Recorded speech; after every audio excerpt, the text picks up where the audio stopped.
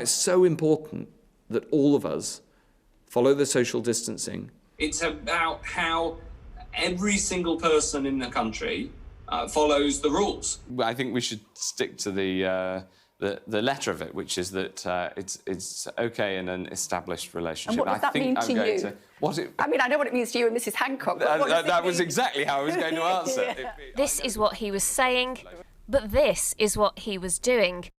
Pictures leaked to The Sun show the Health Secretary kissing a colleague in his office, reportedly on May the 6th, breaching the social distancing rules he put in place.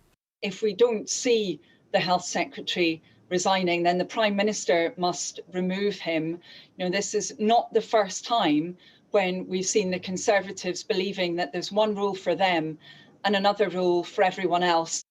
In a statement today, the Health Secretary accepted that he had breached the social distancing rules. He said he was very sorry, that he would continue working on the pandemic and asked for privacy.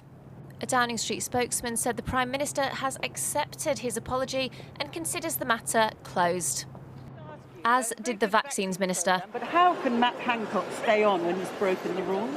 Well, the Secretary of State has apologised and has said everything he needs to say on this, and the Prime Minister has every confidence in the Secretary of State.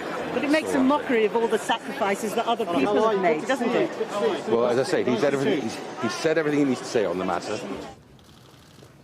Matt Hancock hired Gina Coladangelo as his advisor last year. Questions were raised at the time because it wasn't declared. She's an old friend of his, and she's a former lobbyist. It doesn't sound like there's going to be any kind of investigation into this. Do you think there should be? There is clear public interest in this because, as well as the Secretary of State's role in setting the COVID rules, there's this question about exactly what his advisor's role in the department was, what she had access to, whether she was signing off public money, all of these questions. And there should be a public investigation into that. There's another issue here, isn't there, which is a leak from a camera in a minister's private office. How concerned should we be about that? How that happened is a big question, and I think that will be a big question for the department and for sort of government security people more generally.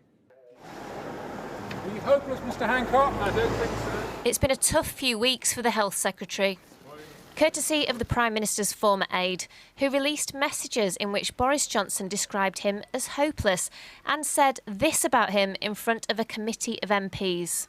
I said repeatedly to the Prime Minister that he should be fired. But maybe when it comes to being accused of breaking COVID rules, Mr Cummings would be a bit more understanding. When it happened to him, he hung on to his job. When Professor Neil Ferguson was caught meeting a lover, he stepped down, and he was criticised at the time by Matt Hancock. He took the right decision. You wouldn't have... To resign, that is. Yeah, you wouldn't have fought to keep him. That's just not possible in these circumstances.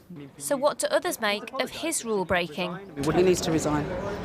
He needs to resign because he can't take that back now. Other people everywhere have done things, so why should he be penalised? Well, if like I said, if these people are responsible, then they should follow the rules. You know, I mean, the rules are there for a reason.